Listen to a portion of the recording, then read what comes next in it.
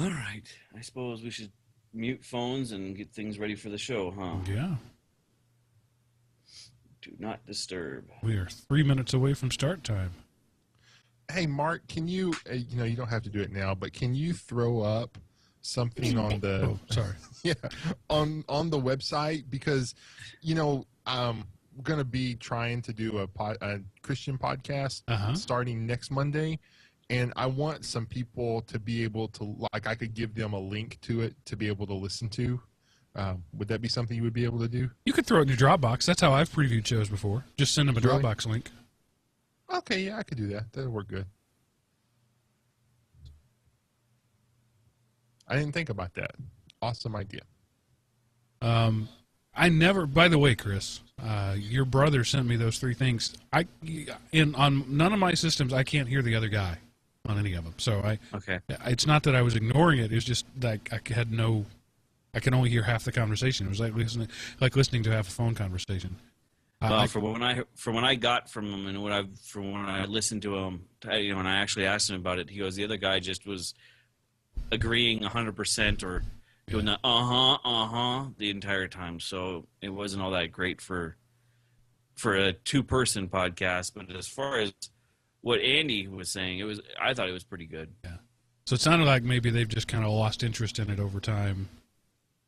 Well, no, he wants to keep doing it. He just doesn't have anybody to do it with. Yeah. I know that feeling. I love seeing Spin Right over your shoulder there. That's a great. It'll be a 2-hour-long ad for them. I gotta get the work done, man. Okay. I guess I could move the lid a little bit. No, I like it. No, this way we can bill give some research. GRC. Let's see. I'm going to preemptively reset my thing and see if that helps. Because, that magic 1 hour thing, maybe if I stop it and start it now, I'll get more than an hour. Let's see. There you go.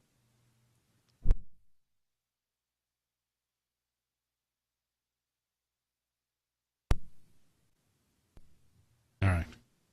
I don't expect that'll make a difference, but I'll try. Can't hurt to give it a shot. Turn the AC off. Not that it's hot here, it's just humid. It's funny, I was talking to my neighbor today. It's been like 89, 90 here. And my neighbor was complaining, it's so hot I can't even make the kids go out and play. I was like, what are you talking about, hot? My kids have been playing all day. Oh yeah, I forgot I was talking to Mr. Texas. I said, we have a word for 90-degree days in Texas. March.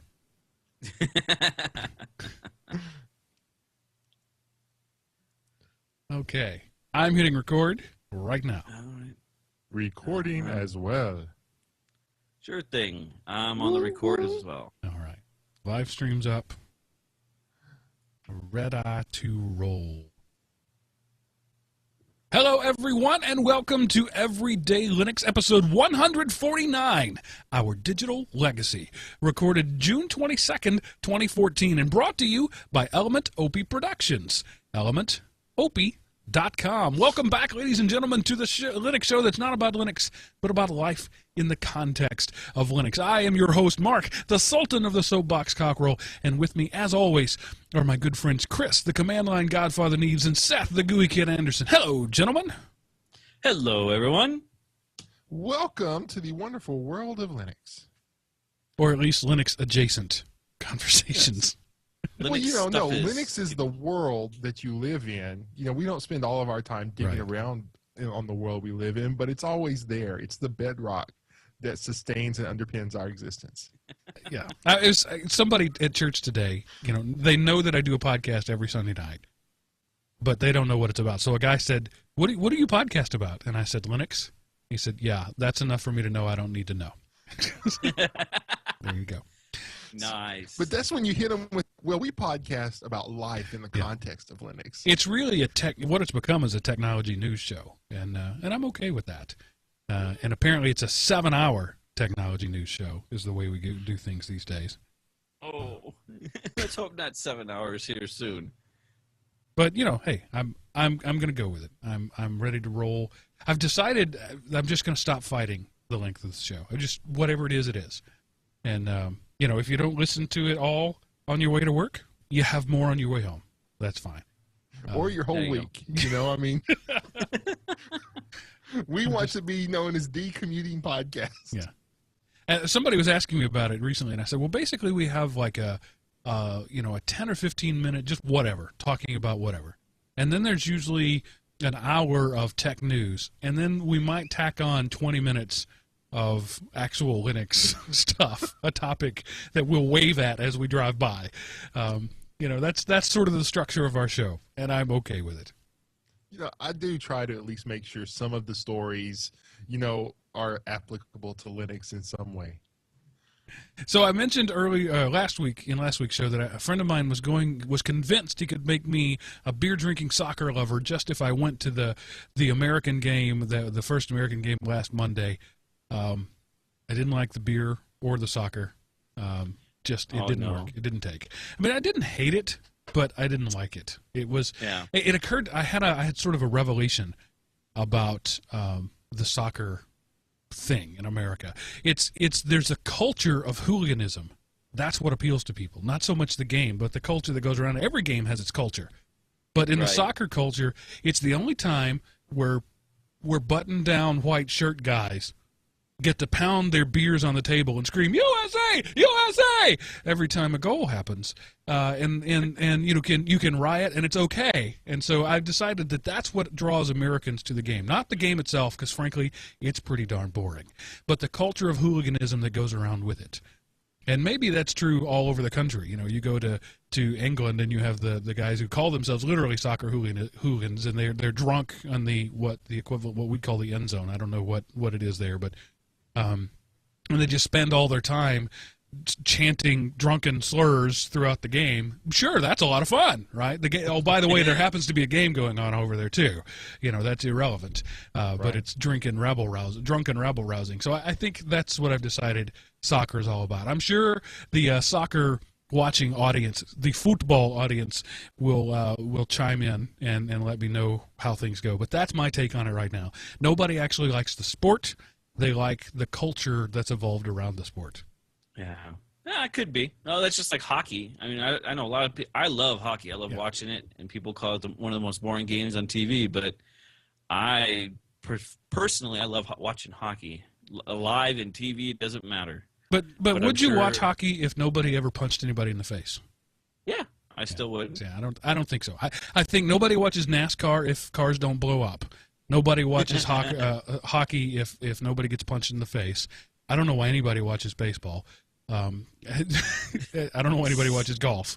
They enjoy the scenery. Agoraphiles watch golf because of the beautiful scenery. I would watch more NASCAR if half the cars were going in the opposite direction. Yes, that would be there needs to be a exciting chicane track. I remember when I was a kid, our little what do they call those things with the trigger race? Slot cars. Yeah, they had a chicane, right, where only one car could go, and if you tried to go, you'd explain. They need that, and then NASCAR would be even more popular than it is. It'd be more than a redneck sport. It would be America's sport. If every now and then two cars collided head on, yeah, that would be cool. I think they call that bump and run racing. So, that might be the next rendition of NASCAR is bump and run. Where the town where I grew up, not far away, there was a slightly larger town that had a half-mile dirt track. And, man, that was a lot of fun to go watch the super modifieds. These got basically airplanes on wheels fly around this tiny, tiny half-mile dirt track. And yeah, it was not usually a first, second place finish. It was a first, second place ended the race. It was these were the guys who limped over the finish line, first, second, and third. Right. And it was a lot of fun, but only because of the wanton destruction. And these were guys running pure alcohol with a nitrous chaser in their wow. things that are essentially all spoilers because they're going around that short track so fast. You had to have big fins just to keep it upright. That was fun. I can imagine. So what's this about Patreon love? Well, I just wanted to say thanks for the Patreon love. We now have I don't know, a few people, not tons, not dozens, not tens, but there are people out there who've actually decided to pay for every episode of the show. Who knew? Sweet. I didn't know. Sweet. So thanks for the original person who badgered me into doing it, and thanks for you guys for showing up. We're up to, I think, $6.50 a show right now, which very cool. it's $25 a month. I'll jump on that. That's awesome. So that's you know, serving cost. Yeah, Or thanks. part of serving cost. Thanks, guys, for super exceeding my expectations. Honestly, I expected nobody to care. I expected we'd get nothing. And when the first person became a patron, I was like, wow, cool. That must be the guy who suggested it. And then another, and then another, and I'm just blown away. So thanks for that.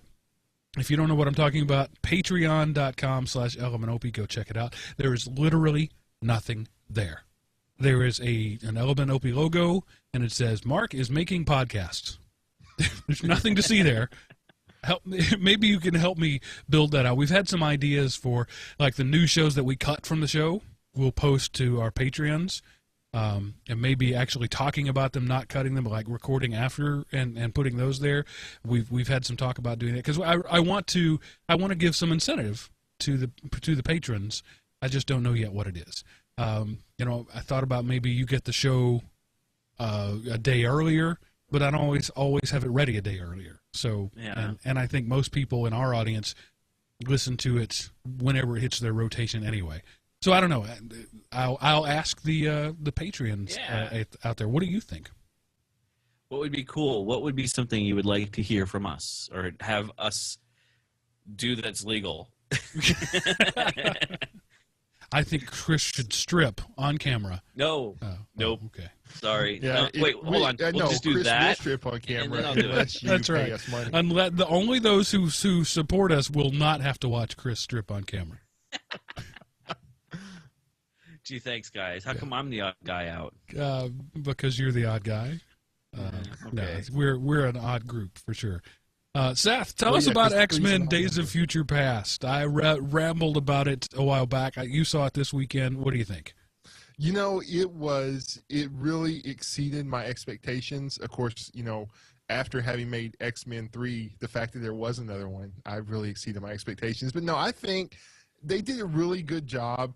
You know, it took place in the future and in the past at the same time, kind of going back and forth. I really enjoyed it. They told the story well. Couple of places where I had to just check my brain out and go, okay, that's not possible. Yeah, Magneto's powers. Did you agree what I was saying about that? Is his powers are way overblown in this movie? You know, I mean, to me, not really. No? Because in the comics, he's one of the most powerful mutants who ever existed. So the fact that he could do that wouldn't be that big of a surprise to me. But there was just some other things. Like, you know, those Sentinels look like cutting edge today, not cutting edge 1973. Right. That was the biggest thing I had. But no, I enjoyed it overall. I thought it was really good. All right. Cool. So no spoilers there. Let us know what you think if you've seen it. It's definitely, I don't think it's a spoiler to, well, maybe it is. I won't say it. It's definitely a platform for future X-Men movies. You know, in the past, they'd sort of done everything they could do. And this, I won't call it a reboot necessarily, but it's definitely, they've created a platform they can build for. And but, you know, it really kind of is a reboot because... Yeah, but you can't say it. You know, you can't explain why. Okay, I mean, I think that you have to know it. No, it involves time travel. You have to know that. You know that before you go to see it. You can't have a movie involving time travel without stuff changing. Yeah. That's not a spoiler. I like the thing that's going around Facebook just today. I don't know if you've seen it, with the Lone Pine Mall versus Twin Pines Mall. Like BuzzFeed just discovered that 30 years later. Wow, what they just now? That's just now making the rounds. Apparently, BuzzFeed just now realized that. Wow. Of course, I've seen that movie many times on VHS, and we. I mean, that was one of the things. He knocks over one of the trees when he lands there, and then when he goes back, it's Lone Pine Mall, and that's one of the first hints that things had changed in his life. But apparently, BuzzFeed just figured that. Spoiler alert, by the way, I'm ruining a 30-year-old movie. Sorry. Yeah, don't we ruined Back to the Future for you now? There's only the name of the mall changes. That's integral to the story. Yes. All right.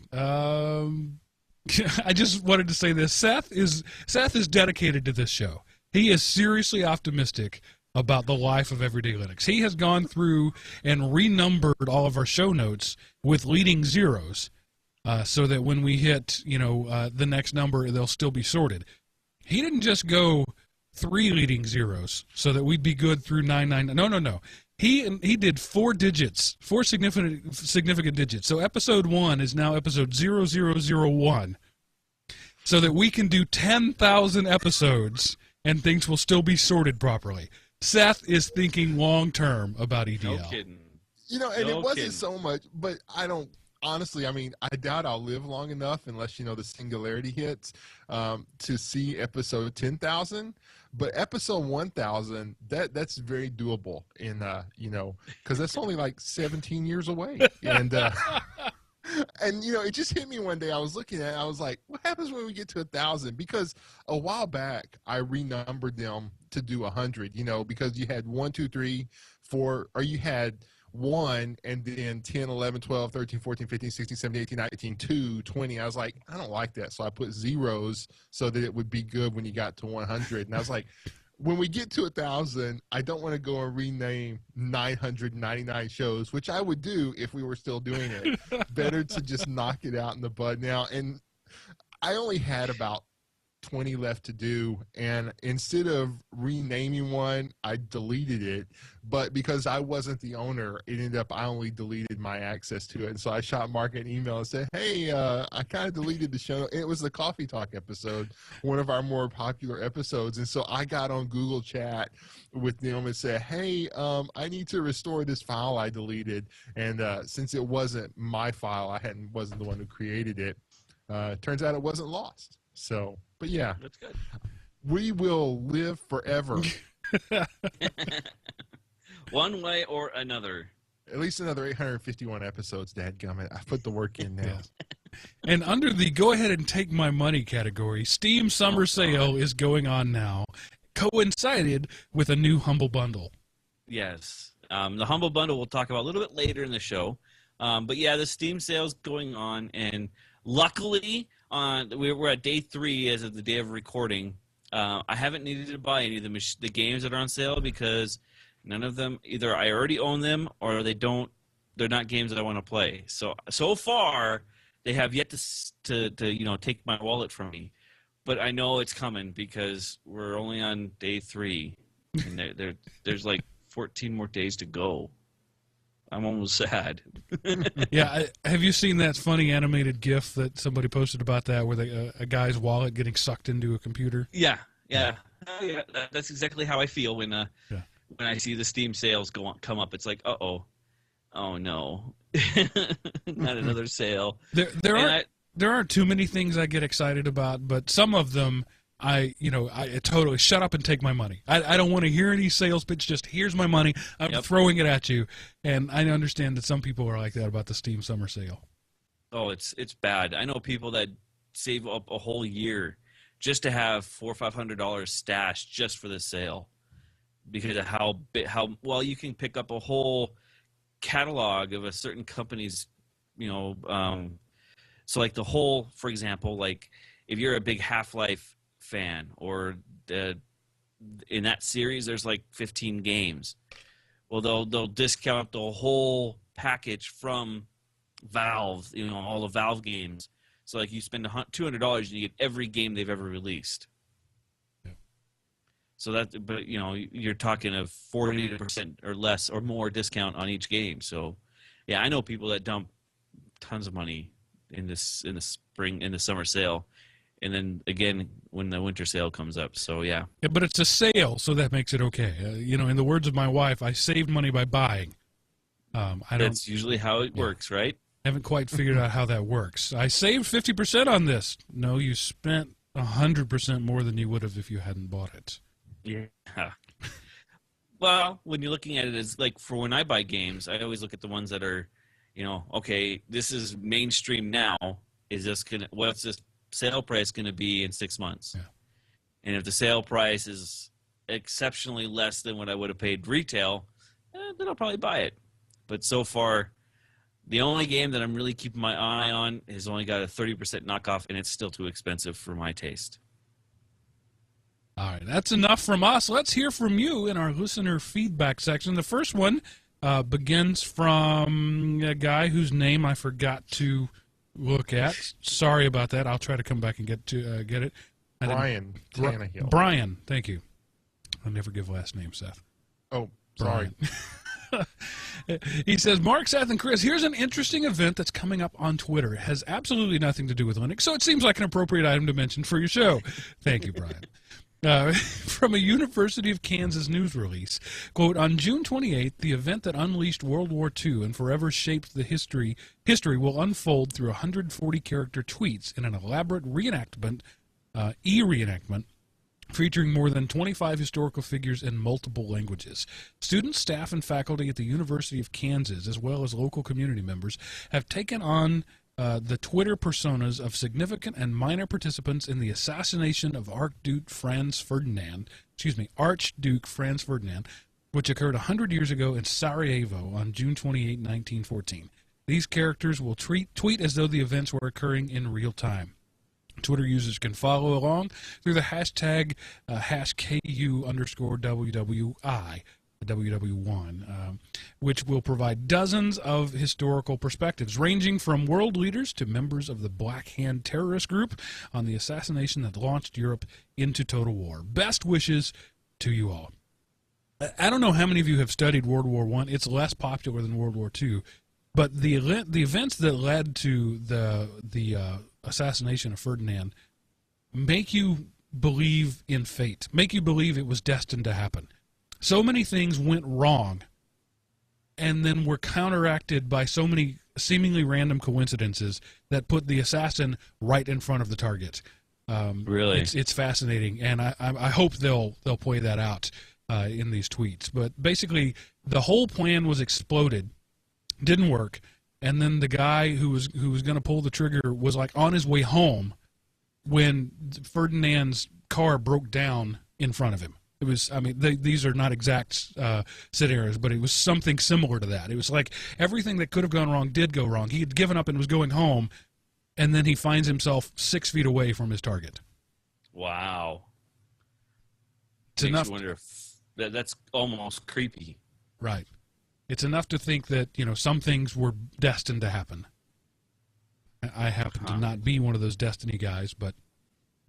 Or it was just a conspiracy involving people who survived without being implicated. Right. Yeah, that's the story that came out about it. Is, there was another gunman on the grassy knoll too. Or no, I can't say that. If you're ever in Dallas, bullet.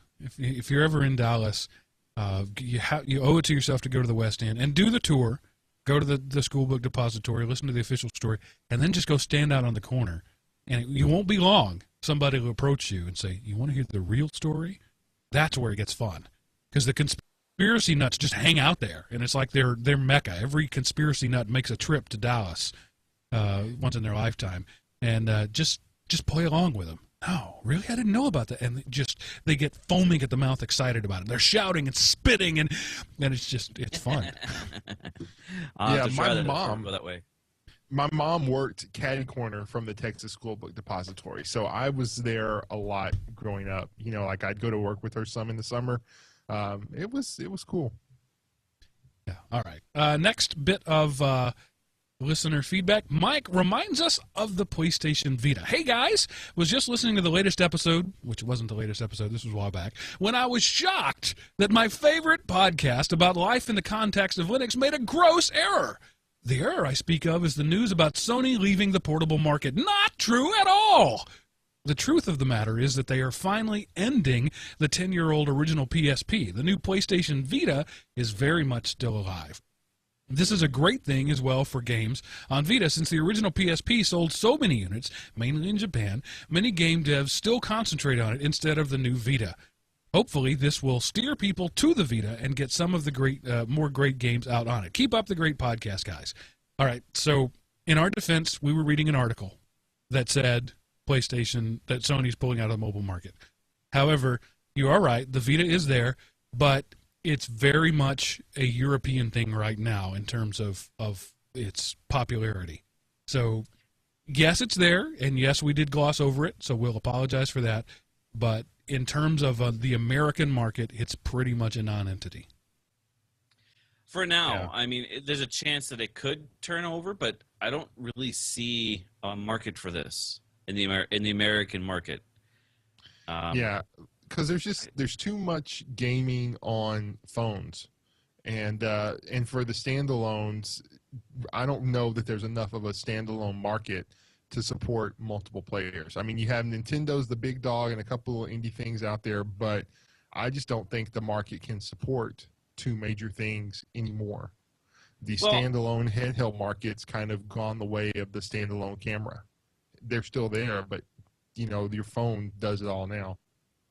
the other thing is that I don't, personally, I wouldn't want. I mean, if someone were to give me a Vita, I wouldn't turn it away because I would find a use for it.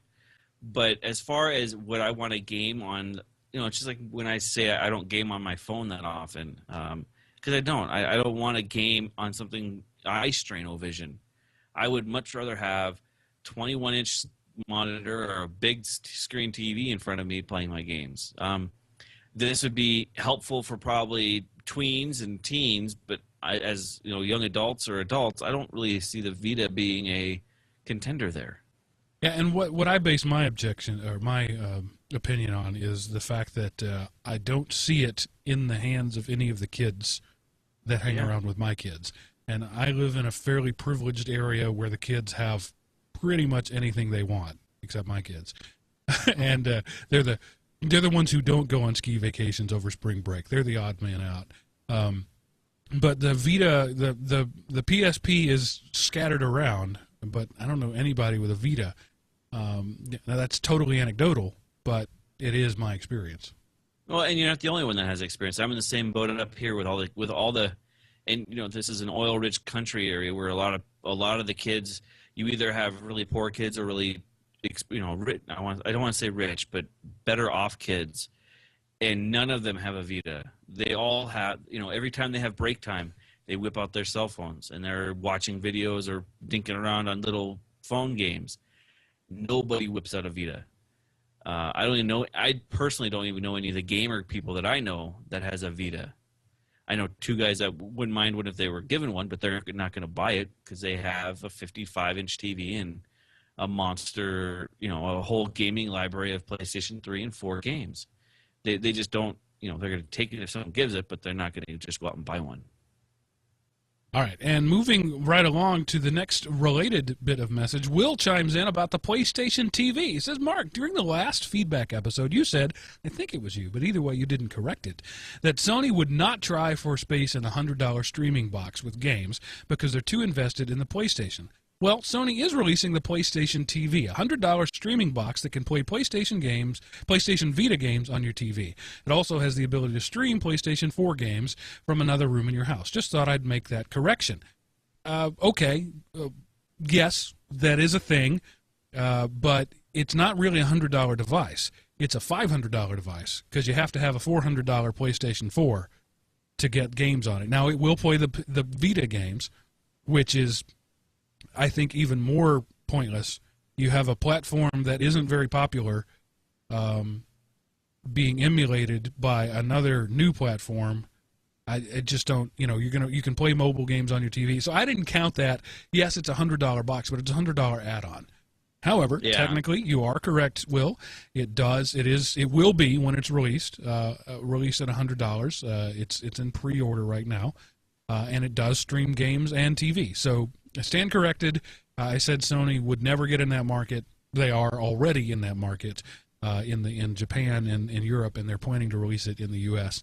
I don't see what I meant when I said that, and I stand by it, is they're not going to put any serious effort into it. Yes, this is another box where they can slip the same Vita chip into something else and go with it, but I don't think they're going to put any effort behind it. Well, especially with the Steam box and the ways the current versions of Steam allow you to I don't remember what it's called off the top of my head, but Steam has something fairly similar to this PlayStation TV box where you can stream to another TV in your house. The Steam OS already allows you to do that. So you can have a Steam box running upstairs and stream it through the network to your TV downstairs, and I don't think there's a $100 charge to it. I think you just have to have something that can connect to your computer. So yeah, I think it's going to be one of those things that is a great in theory, but great in theory and paper, but when it is actually shipped out, I don't think it's going to do all that great. So just to break it down, the last two emailers corrected mistakes, but we still stood by our guns and said nanny nanny boo boo. So there you go. It's our show, darn it. We'll say what we want to say. And sticking in the same vein of home entertainment and streaming, Jay comments on Plex. He says, hello, Mark, Seth, and Chris. Just a little praise and a link for Seth's dev/random this week. I've been listening to your this week to your Plex CTO interview on episode 147 and love it. I have to say, Mark, that I found the remote control capability in Plex quite usable. A while back, I remember you mentioning your cheap mouse emulating remote, and I immediately went to elementop.com/Amazon and ordered one. I now have my Logitech Harmony remote set up to emulate the remote both my 7 and 5-year-olds can navigate. So maybe it's worth a retest among your family QA team. Now, to be fair, I was talking about the server version. I didn't even know that the client version existed. And so Elon pointed that out to me in the interview, and I haven't had a chance to play with it. But I didn't even know it existed. And a word on that little remote, I ordered one of those, like when I was talking about it, when I got the Pies, I needed a new one of those. So I went to elementopie.com and I ordered one. It still hasn't arrived yet. It's shipped out of Shanghai 6 weeks ago. It still hasn't arrived yet. That's what happens when you buy directly from China. But it was only like $4. So, if you want it now, you can pay a lot more. If you don't mind waiting apparently 6 to 9 years, you can get it cheap. And following up, he says, I ran across the following link today, which I think will work well for Seth's quest to drive down the productivity of the marketplace in order to make himself rise above the fluff. The site is pixeltrek.com, where you can command a small figure of Lieutenant Commander Data around a miniature replica of the USS Enterprise. You don't have access to steer the ship for new worlds, but being able to explore a Starfleet-class commode should keep countless geeks occupied for many hours. Seth, I'm looking out for you, fella. Love the show. Keep up the great episodes. The interview shows are really informative. Jay. P.S. to Seth, this week watched Dr. Strangelove on Netflix, and when I got to the scene of Slim Pickens riding the nuke down, all I could think of was Mark on his little bouncy ball in his office. So that's from. And I just wanted to say, Jay, that I had found Pixel Trek, and it was already in my list, so I went ahead and made that this week's link. Because you're right, it is awesome, and I do need to share it. So, way to go, Jay. Great minds think alike, but on the flip side, so do demented minds, apparently. And 3 of my coworkers now have balls. Just want to say. Nice. They had sex change. No, they're now sitting on exercise balls because they have seen me. They all ask me, is it good for you? Is it beneficial? I said, I'm not a doctor. I'm not going to claim it's beneficial, but it sure is a heck of a lot of fun. So, a friend of mine just had back surgery this week. In fact, still in the hospital right now, one of my coworkers. And her neurosurgeon recommended that when she come out, she sit on a ball. Really? Yeah. So there it is. I'm not a doctor, nor do I play one on the internet, but there's some information for you. Lastly, Dennis says hello. Hey guys, I recently found your podcast and really enjoy the show on my ride to work each day. I'd never heard about Linux Academy until your show, and I just signed up. This is exactly what I've been looking for. I've been playing with Linux distros for years, but I never could find an easy-to-understand site like the Linux Academy. When I listen to the podcast, it feels like I'm hanging out with you guys. Thank you very much, and keep up the great work. And it's no coincidence that Dennis is the last bit of our listener feedback, and the next part of the show is our ad for Linux Academy, where you can go for step-by-step video courses that designed to help take you from being a beginner in Linux to a Linux server administration, ready to take your certification. You get your own set of Linux Lab servers, up to 8 different machines that you can run. And some of their labs, you can run multiple ones of them interactively, so you can actually set up 2 servers and make them talk to each other. Most of their things are only 1 server at a time. You get, along with the videos, you get PDF study guides, you get a lesson browser set up so that tracks everything into the things that you've done, the things you need to do. You sign up for a module, and it walks you through all the things that you've got to do, complete with practice exams and certification prep. And then something we often don't mention in the show is the support community there, the other learners there. There's forums there, and the instructors are there in the forums answering questions. You make a suggestion, the odds are you're going to either have that suggestion shot down or you're going to see new content almost immediately. They don't ignore you; they'll respond to you. And again, this is from listener feedback that we've gotten about it, not my experiences, but people have said, I'm in the forums, I make a suggestion, bam, a week later, there's the video that I suggested. And unless you wonder about the quality of the content, they went through a voluntary certification process through CompTIA and the EITA. Who was the other one? CompTIA was one, and I forget the other one. Linux Professional Institute, and both of those guys certified them as top quality content. So this is stuff that is going to be good, and it's not just my word for it, but people who are in the business of issuing certifications said that this is top-notch content. So you can get all this sort of stuff. If you just want to dip your toes in and look around, it'll cost you $1 for a 14-day trial. So for 14 days, you can download videos, you can look at PDF study guides, you can poke your way around in the forums, you can see what's there, and if you like it. And when you're done, if you do like it, your 14-day trial will automatically convert to a $25 a month fee, but that's the most expensive package. $25 a month is the most expensive package. If you want to pay a little less than for that, you can pay for 6 months and knock it down to $20 a month, or pay annually and pay for only $19 a month. $19 a month for independently certified, top quality education. You're not going to find that anywhere else. You may find $19 a month stuff, you may find certified stuff, but I'm not aware of any place where those two worlds combine, where it's high quality and inexpensive. And when you go there and when you sign up, because I know you're going to, use the code EverydayLinux in the referral box to let them know that we sent you. Yeah, I don't know if you've seen the Oberto beef jerky commercial going around, but where he plays the guy's stomach, and and his tagline is, "You get out what you put in." I'm sorry, it worked in my mind. Here's the thing, you can't just pay them money and become a Linux guru. But if you want to invest the time, and I honestly think you should because it's well worth it, you can become very Linux competent. And again, anybody can click a mouse these days, or a touch screen, because everything's touch enabled, because apparently the mouse is no point of having one anymore. But if you want to land a job in the field administering Linux, you need to know the command line way to do something, and not I go to the repository and find the button and click it and type my password in the prompt that comes up. That's not past the hiring manager that way. But you can learn the right way to do it, the command line approved way.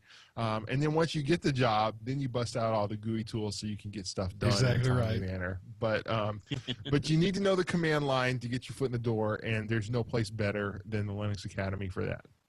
Well, the nice thing is also, by knowing the command lines and learning how to do it the right way, or at least the command line way, you also learn where all those config files are that those GUI tools do touch. So even if you don't want to use the GUI tool, or you don't want to use the command line tools, you still know where those config files are, or those files that you need to create or edit to make Apache work, or to fix your file permissions. These are all types of things that are covered with Linux Academy, and all things that a Linux guy should know. And by the way, Dennis, I hope you don't mind being a shill for an advertisement, but I do appreciate it when our listeners let us know that they've had a positive experience with our sponsor. So, I mean, our brands are commingled now. Linux Academy is sponsoring Everyday Linux, so that says something about them, and we are endorsing Linux Academy, so that says something about us. And so if you have a good experience, I want to know about it. If you have a bad experience, I want to know about it. And so far, in all the months of doing Everyday Linux, I've only had one guy write to me directly and say, I had a negative experience. I passed that on to the guys, to Anthony and the guys there, and hopefully that's being dealt with accordingly.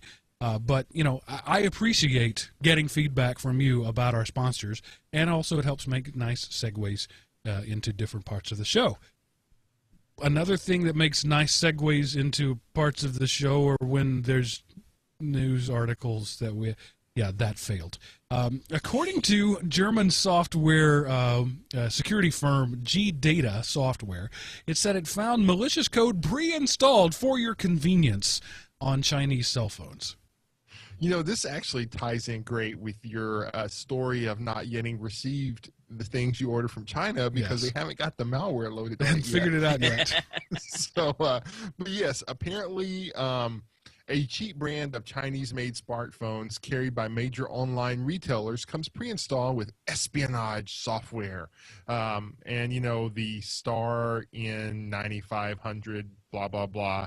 So you can just go to the article and, everybody knows, the NSA does this, the NSA does that. And as we've pointed out, there's probably a lot more stuff the NSA does that we don't know about. But if you think that America is the only country utilizing whatever assets they have to gather data on anybody and everyone else out there, you're wrong.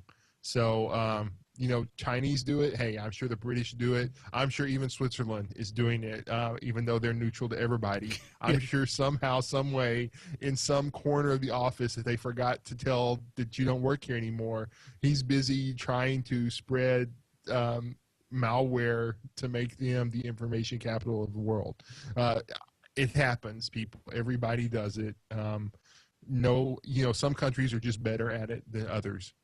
My favorite part of this whole article is the name of the spokesperson for G-Data, Mr. Thorsten Urbanski. That's just a great name. I couldn't make up a better name than Thorsten Urbanski.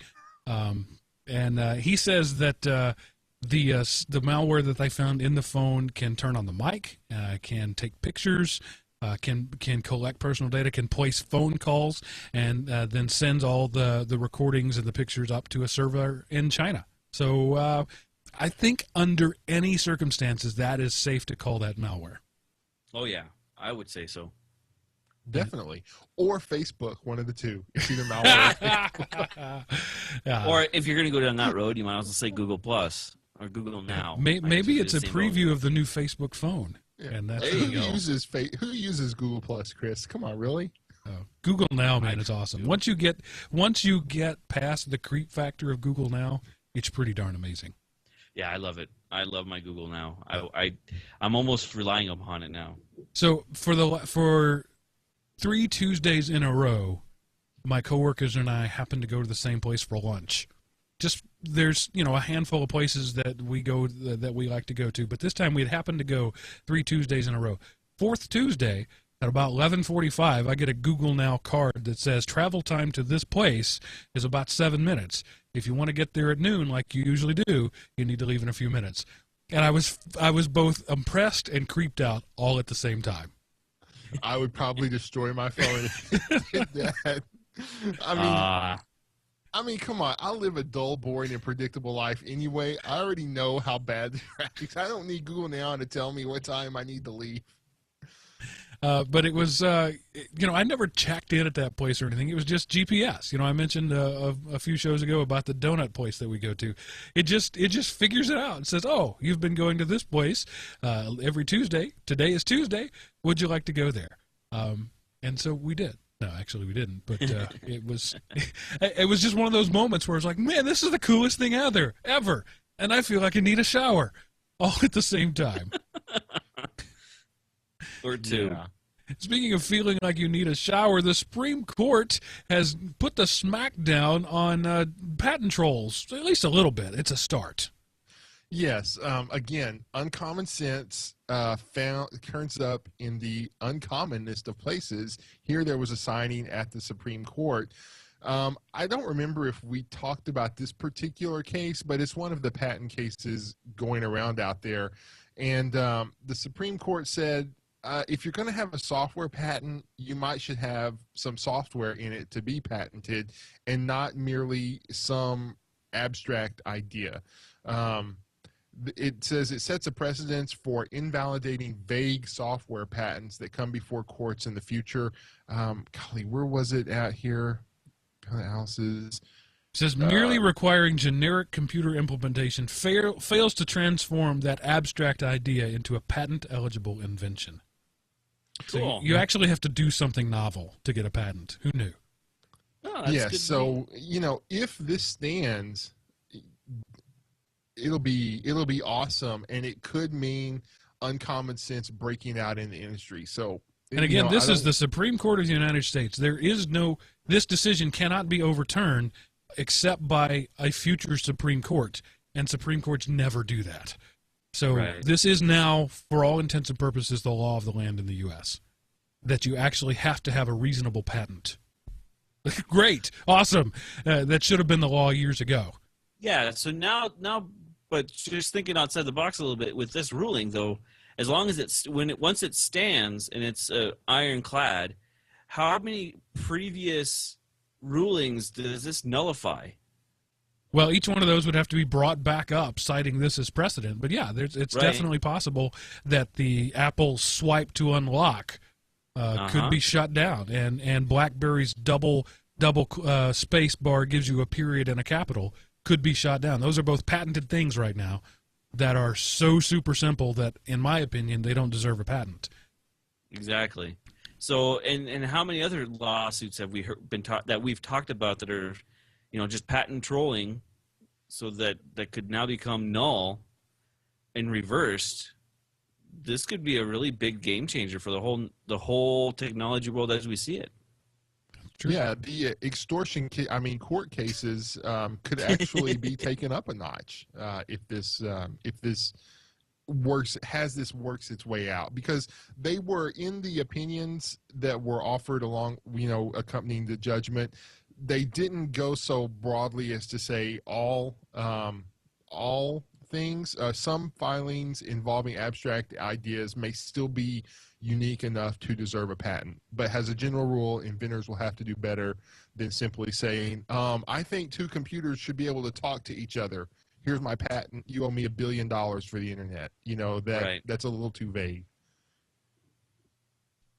All right, and speaking of other things that could change the technology world as it is, how about a corset that gradually becomes invisible as you spend more time online? Many men would encourage their female significant others to spend lots and lots of time on Facebook. Definitely. I don't know why I put this in here, but yeah, I do. We all do. But it's just kind of, it's just weird. You have this corset and it has this material and it's done with like a little single purpose Pi or Arduino type board, that the more you're online, it turns sections of the corset clear. It starts out as one color, and like the more you check in or the more you're texting or whatever, the more clear it becomes and the more of yourself you're exposed. So on one hand, it's like your modesty would kick in and say, maybe I shouldn't be online now. There's other stuff to do. And on the other hand, your boyfriend's saying, no, honey, if you want to post on Facebook, that's fine with me. So this is really more of an art piece than anything. The video, Yeah. the tag at the end is online. In the digital realm, we're all naked all the time. right. But it's a clever use of technology. And frankly, I'm all for anything that exposes... Anyway, I'm going to stop right there. And Yeah, it's a safe place to stop there, Mark. and say HP's time machine technology rethinks the basics of computing. Well, that sounds like an exciting headline. Yeah, this is probably should have went under the rumor section, but they're kind of redoing the computer. Basically the model for the computer hasn't really changed in the last, 20 years. Granted, it's gotten tons faster, and components have miniaturized and it's become more mass market, but it's basically the same thing. So there are like... Wait, hold on. I have to stop you. I said time machine. I totally misread it. The name of it is The Machine, not Time Machine. So, Yeah. sorry. But yeah, a machine, and that's like what they're calling this computer class, could address 160 petabytes of data in 250 nanoseconds. Basically data would have to like stop and think to outthink it kind of stuff. So, but anyway, and they're not expecting to ship until 2018, and the memory necessary isn't even supposed to be available until next year. So it's one of those, it's really cool in terms of maybe what future computing can do, but it's not really here yet. But it's just like, the computer times, they are changing. Yeah, this thing is supposed to do 250 times as much as a modern server using 1/80th of the energy. So, That's awesome. It's easy to put out a press release. It's hard to actually make something happen. But if they do this, I mean, it literally is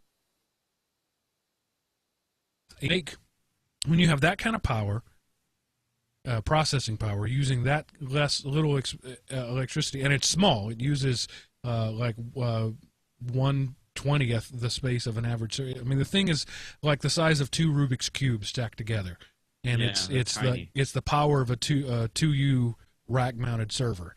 Or more powerful than that, actually. So when that happens, I mean, literally it opens the floodgates for all kinds of stuff. As I've said before, our modern smartphones are faster and better than desktops were a few years ago. Well, this is another leapfrog in that. So it's exciting, but frankly, I'm not holding my breath. Yeah, but it brings up a good point though. This is coming out of HP's Moonshot Labs. So what else is hidden away in other big corporates' moonshot labs? The giant, what's the next great big thing that one of these companies are going to release? If this is what HP's betting on for 2018, what else is in their hopper? And what is in everyone else's hopper that's supposed to be their game changer? It just makes you wonder what is behind some of those iron curtains. Yeah, and right along with it is another technology that has been much talked about, but so far hasn't performed very well, and that's the quantum computer. Yep. Yes, the D-Wave 2, which was first released last year, is a self-proclaimed quantum computer, and it's commercially available to the public. Anyone can go out and buy it. It only costs $15 million, but Google said, it's only $15 million. We'll go ahead and buy it. So they bought one and they put it in there, and it's really cool. It's kind of a little different take on a computer, but they're studying and they're testing. It's not any faster than a regular computer. So it hasn't broken the quantum barrier. They say, hey, we think there's quantum stuff happening in this computer. We just haven't been able to find it yet and how it works out. So if it is the first quantum computer, then quantum computing is overrated. If it turns out it's not the first quantum computer, it's just a computer that looks different because it's kind of a cylinder instead of a square, well then, hey, it's just a really cool Art Deco piece that, Google probably would have bought even if it was just sculpture, because it's only $15 million to them. And quantum is one of those most misused words here lately. The theory of this is that the more complex the problems get, the better it performs. So at doing simple things, it isn't supposed to be better than a modern computer. But in theory, the more complex the problems get, the faster and better it performs, and it speeds up. It sort of ramps up in its capacity. And what they're saying is it's really hard to test something getting faster as it gets more complex. We're not seeing that speed up happening, but our data isn't very complete just yet.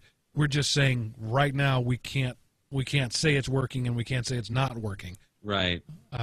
But quantum, it's not looking at quarks and that there's been all kinds of quantum computers. One of the first things that I heard about in quantum computers was using the uncertainty state. A quantum bit is both positive and negative at the same time. Therefore, a single piece of matter has the solutions to all problems at all times. You have to, it's observing it that makes it choose a positive or negative state. I'm way oversimplifying quantum physics right now, so physicists, lay off. But the idea is that so far we've been able to create like 2-bit quantum computers that once you observe the state, you destroy them. So it's not very functional, and I'm not sure what the technology is behind this causing them to use the word quantum. But so far, Google says not impressed. Yeah, I mean, it's not like they bought the emperor's clothes, because it is a computer and it functions as a computer, but it has not made that next level yet. So in that sense, it failed, but it's still a computer. You can still watch YouTube videos on it. So you can still watch cats on the internet and comment on people's Facebook posts. So really, I mean, what more do you need out of a computer these days? Oh, right now that's all you need. And Google wins another patent lawsuit, this time in France, saying that, or actually the patents are owned by a French security firm, excuse me. And basically this is a patent holding company, meaning that's all they do is they own patents. And they were trying to say that Google was infringing on their patents, and they lost. Yay.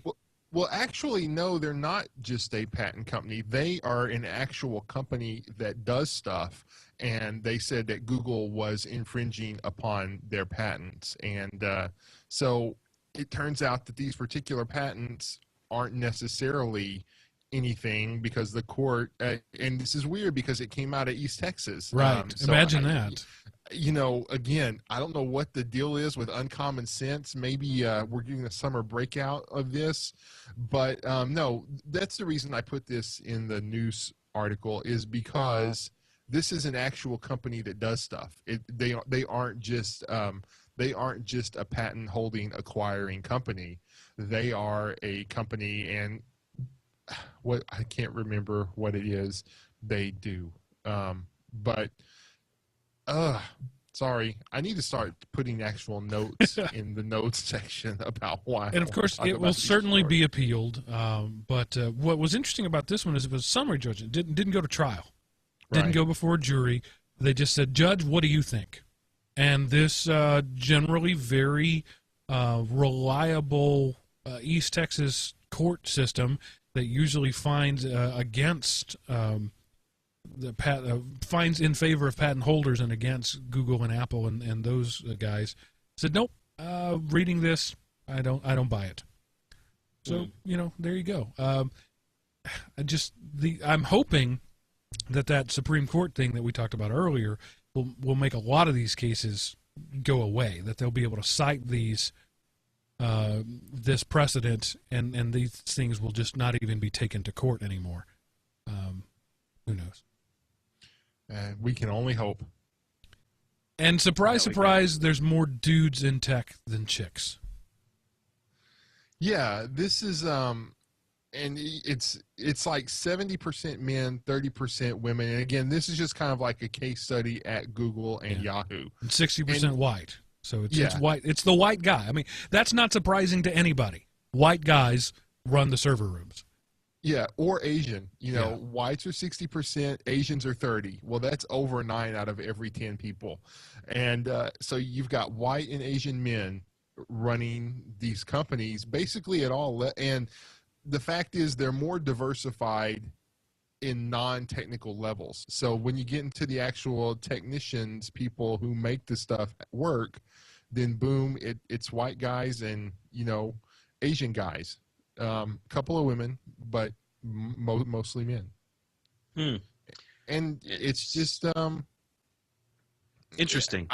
I mean, some people would say, well, anyway, I really need to do a politics podcast or a current events type podcast, because so many of these shows just lead right into almost rants or discussion pieces. So, well, I've been on record before saying it doesn't matter. I don't see how it matters what the gender of a person is in any field. Women don't solve for X differently than men, or even if they do it differently, X is still solved. Yeah. I don't see that this is a problem. And when we had, help me, Seth, with her name, Christy Eller on, and she was talking about women technology.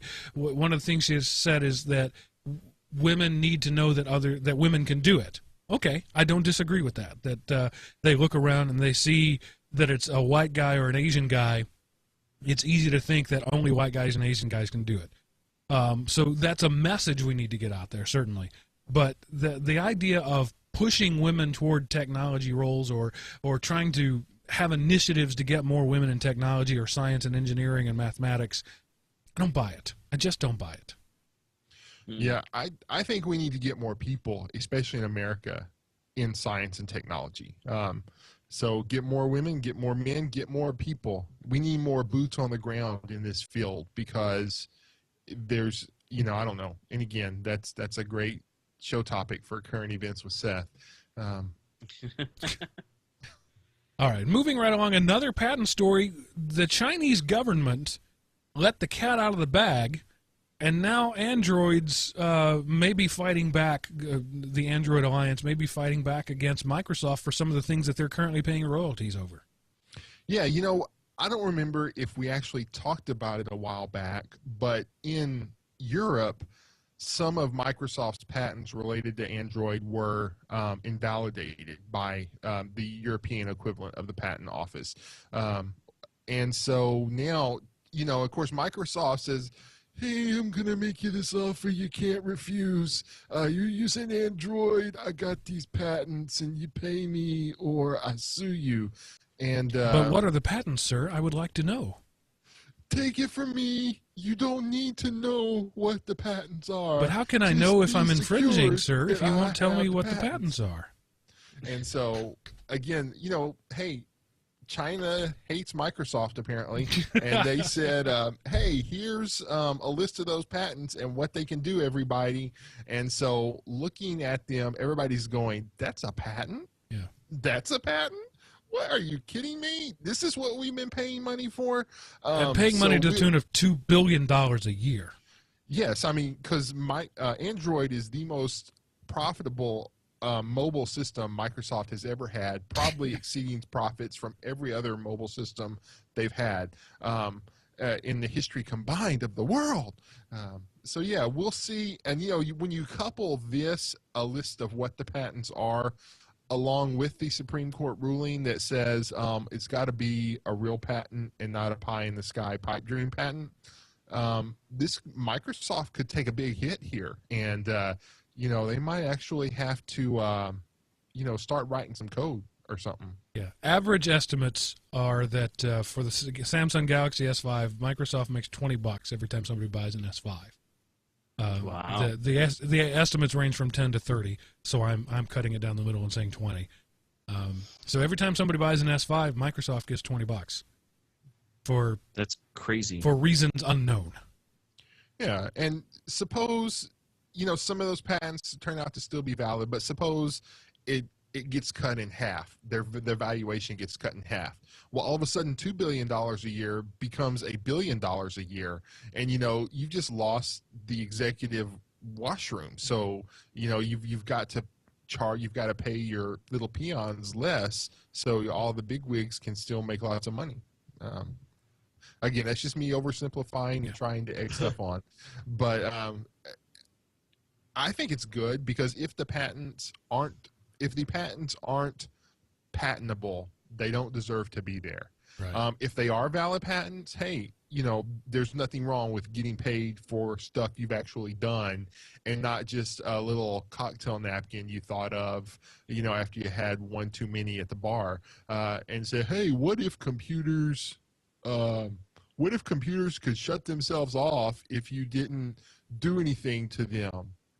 Well, by golly, let's just say that, and we'll turn that in for a patent, And again, because you own lawyers, the lawyers have to litigate. Otherwise, you're paying them to do nothing, and you're a company, so you're not going to pay anybody to do nothing. So you have all these junk patents you bought for pennies and pittance, and you said, hey, guys, go enforce these. And, if we get a real case, we'll stop. But until then, just go see what you can do. And they earn their salary and more to the bottom line. And you know, if you're losing money on Android patents, don't worry, you can make it up in Linux.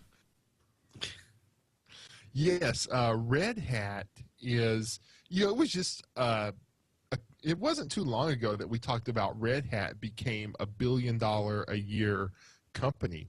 Well, for the quarter that just finished, they had revenue of 424 million. So that puts them at about 1.5 billion. And again, I know it's more like 1.7, but I was rounding down to make the math simple because most people are Americans who listen to this podcast, and we suck at math. 17% gain over last year at the same time period. Yes. Wow. So, wow. I mean, that's 17%. That's a lot of money. So you can make money in Linux. You can make money supporting Linux. It's out there if you do it well. Yeah. And how does Red Hat make their money? They sell support contracts. They give you the software. They sell you support. And there's a model in that. That's why we do ads for Linux Academy, people. There's money out there. You learn the stuff. You learn to support people doing the stuff. There's a career out there, and this just shows it. Yeah. It's a good time to be a Linux geek. Yeah, it is. Hasn't always been a good time to be a Linux geek. Like grade school, for example, is not a good time to be a Linux geek. But it gets better. No kidding. Finally, Skype updates Microsoft updates Skype on Linux. Yes. If you stuck with Linux, and I'm sure most of us don't want it. Probably. But it does a lot of bug fixes. You kind of have to go with Pulse Audio now, but it updates the UI, and you can do group chatting and file transfers. So, again, you lose ALSA support, but you gain Pulse Audio. So, hey, it's either win-win or lose-lose, depending on whether you like ALSA or not. But they are updating it. They haven't just abandoned it. Will it be better or worse? I don't know, but way to go, Microsoft, for supporting Linux. Thank you. I'll have to load up one of my, virtual boxes and see how well it plays now with Pulse Audio, because I know that for a long time I was having a lot of issues with Pulse. So obviously I haven't updated to this version, but I'll test it and then upgrade and let you guys know what I find out. Cool. And as the commenters on the story that we'll link to in the show says, the version is still way behind the Windows version. Yeah, that's not surprising in any way. Right, it's always been behind. It's always been behind. How long did it take us to go from what was it, Skype 1.3 or whatever it was, to which had the old look, to the current, the look that we just got rid of and moved up to the new one? It was an 8-year pause between versions. Yeah, and obviously it's not the strength of their market, but they threw us a bone. So there you go. Last story of the week: researchers find Android security on par with iOS. Wait, that can't be true. We've been told for years that Android's security is just what they call it, a toxic hell stew, I think was the exact phrase at the developer conference. No, it turns out it's on par with iOS, which is, as we all know, is the perfect mobile operating system. Definitely. Marble Security did a thing where they considered considered Android and iOS to see which one was greater, which one was worse. The article says the perceived greater security of iOS rests on Apple's control of app distribution rather than on any inherent superiority of the OS over Android. Marble analyzed the vulnerability of 12 million Android and iOS apps to 14 leading mobile security threats.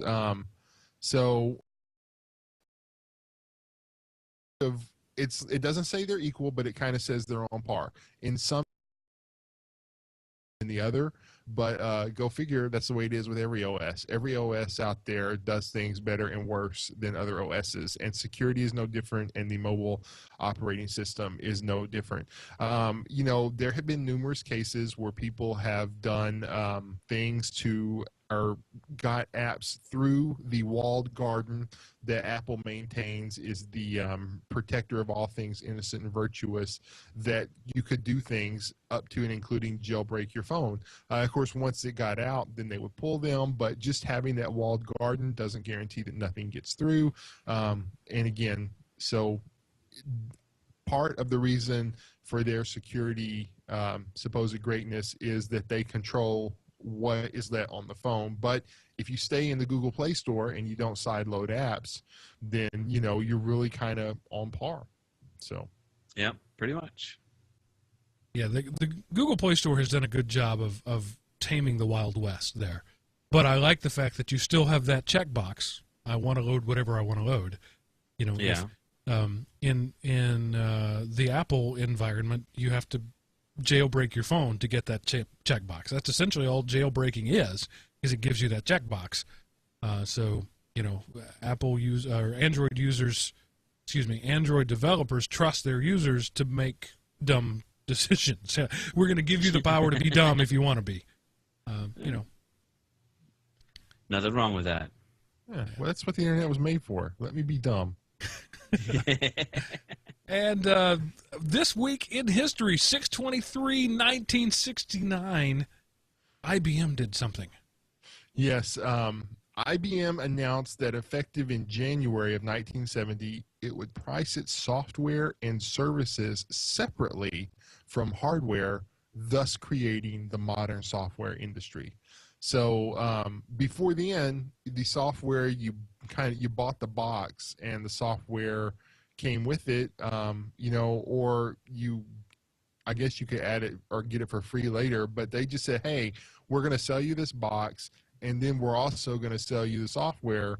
So if you want the new software, you don't necessarily have to buy a new box. So they created the modern software industry these many years ago. 35 years. Yeah, and wow. Prior to that point, there were you bought the hardware to get what it could do. So software was almost always embedded or bootstrappable, and you bought a machine to do X, Y, and Z. And then they just said, you know what, we can sell the capacity to do X, Y, and Z to people who already own the machines. And there you go. And that took a while. This was 1970. There was no such thing as a personal computer then. But even when the personal computer came out, it followed that initial model of you buy a computer to do whatever you want to do, and then you can write your own software to make it do something else. It took a while for that model to catch up in the personal computer market. So, IBM, once again, being forward-thinking. Yeah. They always seem to be, don't they? Yeah, and maybe right now we're just in a lull. I mean, when was the last time IBM innovated anything that we can remember? It's been a while, but Hence the reason I said that I wonder what's going to come out of everyone's moonshot programs, Right. or whatever they're going to call them, because it's been a while since we've had a game changer. Yeah, somebody's going to invent some new processor technology based on saline crystals, and you'll put a drop of saline in your contact lens and it'll become a supercomputer. It's going to be a totally different paradigm. I think we've pressed the copper transistors about as far as we can go. But then again, what do I know? I'm just a guy who bloviates into a microphone. So that brings us to the topic of the week, which is was based loosely on an article that Seth found about digital extinction. But again, I like to have these thought experiments kind of topics, things that we just talk about between ourselves, and almost always spawns a great discussion with the guys. What is the digital legacy, right? Everything we do leaves behind something. What is the digital legacy we're leaving behind? For example, if you wanted to go track one down, you could find a Betamax player and a Betamax tape. Yeah. And that digital legacy, well, it was still fully analog, but let's just go with it. That legacy exists and is still out there. LPs are still around. You can still cut grooves in vinyl, but in the digital world, we leave things behind very quickly. And often, where would you go to play a an old Atari cartridge. You know, you might find an emulator, but you're not going to be able to plug your cartridge into an emulator. You have to hope somebody else has copied that code off. Yeah. So, and you know, I'll just let you guys talk a little bit, but that's kind of the direction I wanted to go. Is the things now a lot of times the things we leave behind we don't ever want again. Nobody misses the gaslight guy whose job was to go around and light the street lights. Nobody misses that. Nobody misses dysentery. You know, there are times when we leave things behind and it's a good thing. And, you know, I think nobody is going to miss, you know, GW Basic. But at the same time, you know, you think about the Voyager that launched in 70, help me out somebody. In the 70s, we launched the Voyager spacecraft. And you know, we had that golden record up there. And that was, at the time, that was sort of the pinnacle of our technology. If Voyager were to come back to 10 years from today, would anybody be able to play that digital record or that golden record? Probably not. What's the legacy we're leaving ourselves? Are we leaving ourselves, you know, old magnetic tapes that don't do any good anymore? So that's the thought. So I will say, now go make discussions. Well, I was going to say, you know, like one of the things that I see leaving, you know, being at our school, we just did a big dump of old tech, but there was a bunch of stuff that they're dumping that, you know, that once this stuff is out of the building, it's gone. I don't know anybody left in my town that has old Betamax players or the old reel-to-reel audio or video players. That's all gone away. But we still have the rolls, we still have the tapes, we still have, you know, the Betamax tapes. But yeah, I think we're leaving a lot of stuff behind because no one has the quote unquote time to upgrade or to re-archive a lot of things. Well, a while back, I had the opportunity to use a computer that it was a Windows 95 computer, but we used it for a very specific purpose. That Windows 95 was just the software that it ran on. It wasn't internet connected. It didn't do it. It just did one thing. Right. And so an old Windows 95 75 megahertz Pentium was fine. Well, I had to do some work on it. I had to update the software. And I found that I literally could not function with Internet Explorer 3.0 on Windows 95. There's no website I could connect to. I mean, it just didn't work anymore. And that's an example of not just of the content, but the entire platform that's been completely left behind.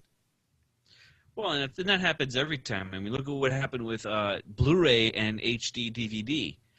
You know, the HD DVD lost out, and so now we have all of these HD DVDs that are out there in the wild, but no players to play them.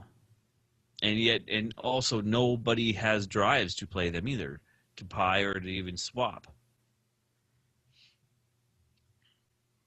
Seth, nothing? Really? No, I don't, you know, I remember, well, we all know Voyager comes back, has Vigor 1 in the future, and Captain Kirk will save us. So we don't have to worry about Voyager coming back anytime soon. But yeah, I don't know. It's like, I like old stuff more than new stuff a lot of times. And so I look at this stuff that is getting cast off, and by the time it gets cast off, nobody wants it anymore. But there was a time where that was the embodiment of culture, and you couldn't live, you know, without it. I remember an episode of Head of the Class where the teacher was talking about, and it was just kind of absurd and stuck with me. He was talking about, you know, how will, you know, 1,000 years in the future, how will people look back on the Vietnam War? And so, you know, it's like, you know, apparently in America there was a sweepstakes where if you won, you got to go to Vietnam. Unless you didn't want to, then you burned your lottery ticket and moved to Canada. And, you know, it was just like, we lose the context of these things. And if you upload something to the cloud, to Google Docs, well, there's been many times in the past where Yahoo, MSN, Google, they've all done it where you've just lost your email.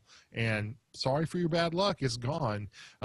Or if you keep documents, you know, I don't even remember some of the old extensions but I had a job in tech support, and people would call up, I have this old floppy, and and it's a dot whatever, and I can't get it to play on my machine, and I'm supposed to figure out, one, what that was, two, what program used to open it, and three, what program may or may not open it in some readable sense now.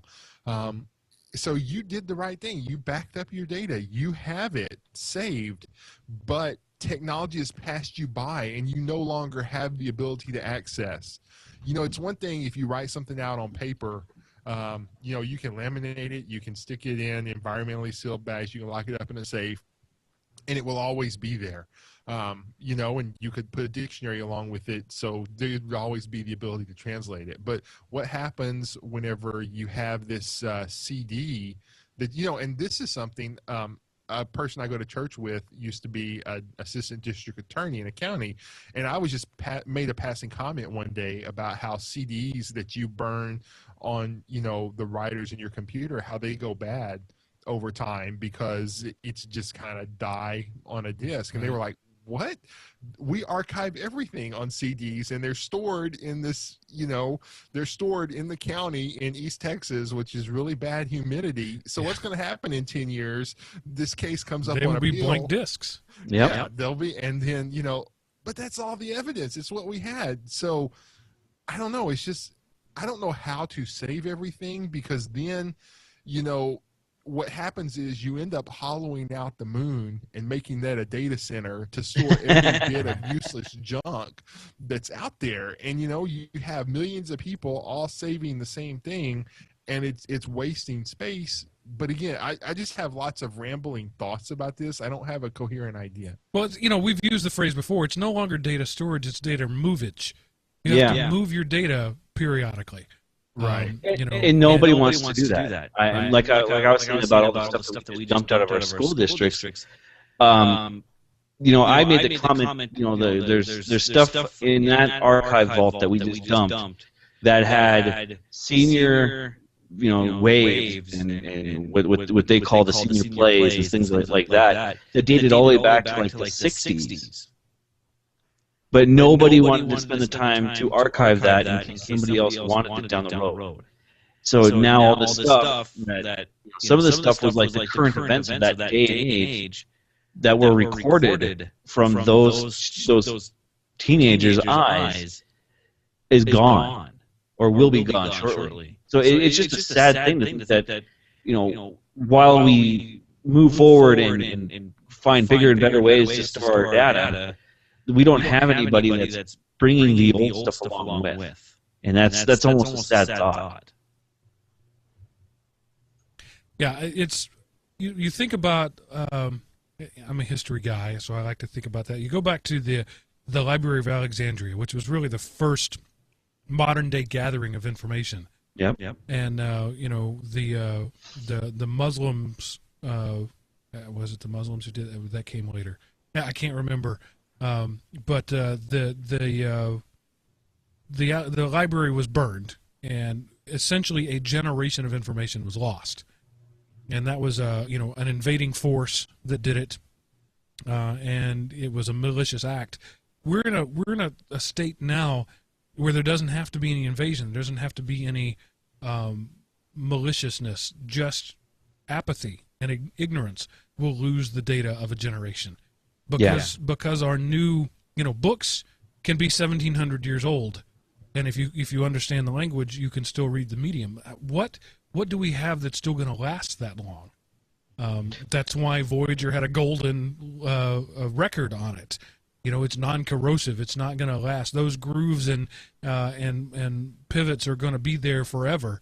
But will the technology to play it be there? Obviously, they sent up a record player with it, I think. But it's it's a whole new world where we're creating and discarding data, at dramatic rates. And what the question, the digital legacy question that I came up with was, just what is important to save? Are those school plays important? Probably not, unless one of those people in the school play becomes the next great blockbuster movie actor, and then that's important for a Where Are They Now episode later. on VH1. You never know what's going to be important, and so the human tendency is to save everything, but we're accelerating so quickly. I mean, the book, right, has been the standard for so long, but now who prints books anymore? I mean, books, the printing of books has slowed down so dramatically that we still talk about books, but books are PDFs or e-reader formats or a text file in the cloud somewhere. There's the number of actual books being printed is way lower, but we don't have anything as stable as ink on paper. Right. So we're in a situation where we have the capacity to generate more data than we ever have before, and we have the ability to save. I mean, you could put the entire Library of Congress on a single SD card now. But is that helpful? Because if the Library of Congress goes away, is that SD card going to be readable to the people who need the information? Right. So I guess the question is, what is our responsibility to our grandchildren in terms of the digital data? What is our digital legacy? What is that? I mean, we talk about our political legacy all the time. We talk about preserving our democracy. We talk about all that sort of stuff. But what is our responsibility digitally? Does anybody ever think about it? I do, but I'm an edge case in that. Yeah, I'm sure. You edge case you. Yeah. Head case too. Yeah. I would agree with that. I think this is one of those things to where you could look at this as the exact same argument over should you teach Microsoft Office or should you have Microsoft Office or LibreOffice or Google Docs in school. And if you're teaching to a platform, you have to teach to the dominant platform. But wouldn't it be great if you taught the underlying how it works so you know the concepts and it's just a matter of what you're in? If we teach those who come after us to be passionate learners and to, not necessarily just, it's knowledge and I need to know what Britney Spears' fourth #1 song ever was. But, if you teach them to respect history and to treasure knowledge, then they will make sure that the knowledge remains accessible. But, if we just drowned our brains on YouTubes and mindless retweets of people who are famous because they're popular and popular because they're famous all at the same time, then honestly, does it really matter what steps we take to save the knowledge of the world? I guess the first step in preserving a digital legacy is having something worth preserving. Yeah. Right. And I'm having somebody who wants, creating people who want to know it. So in a sense, it's almost like, what do drug dealers need in order to survive? They need people to use the drug. You have to create a market for your product. Well, we need to create a market for legacy. And we do that by teaching and inspiring passion and excellence in people. But okay, let me argue against that. The mundane becomes important all the time. When you find the diary of a Civil War soldier, that has value now, great value. When at the time he was just one of tens of thousands of soldiers writing a diary. When you find Anne Frank's diary, right, that is important. But the concept of a diary itself has never been important. And so you're talking about the tweets and the YouTube videos. There's so much of that is worthless. How many personal diaries are worthless as well? You can never know what is going to be important later on. Did Anne Frank, when she was writing her diary, think that it would change so many minds and hearts years and years after her death? I doubt it. She was just recording the life that went on around her. And that's, for better or worse, that's what Facebook is. We're recording our sad lives on Facebook. But who is, is there going to be a play made about the Facebook page of the next Anne Frank? You know, I mean, probably not. What's the parallel to that? Well, when you put it that way, it's kind of hard. It's kind of hard to go down that road. You know, back then, if you wanted to diary or something, it took effort on your part. You know, you had to take the time to not only put your thoughts down, but to compose your thoughts in a rational and thoughtful manner. And most people who diary or journal, if you look at their early ones, they're just kind of puke on the page. But if you continue to do it, you refine it, and you're thinking thought out statements. You're thinking in terms of a more kind of grand design. And now it has become so easy to transmit information that there is no need to put the thought to make what you're transmitting worthwhile. When you had to take the time to write a letter to someone, you thought about what you wanted to express to them and how best could you express it. Now you just kind of, I'm bored, I'm just going to close my eyes and bang on the keys and hit send, and whatever happens, happens. There's no need to be thoughtful, because I'll just keep throwing, and I'll have an infinite number of monkeys typing on an infinite number of machines, and one of them will somehow become a coherent statement. Is kind of what we've become.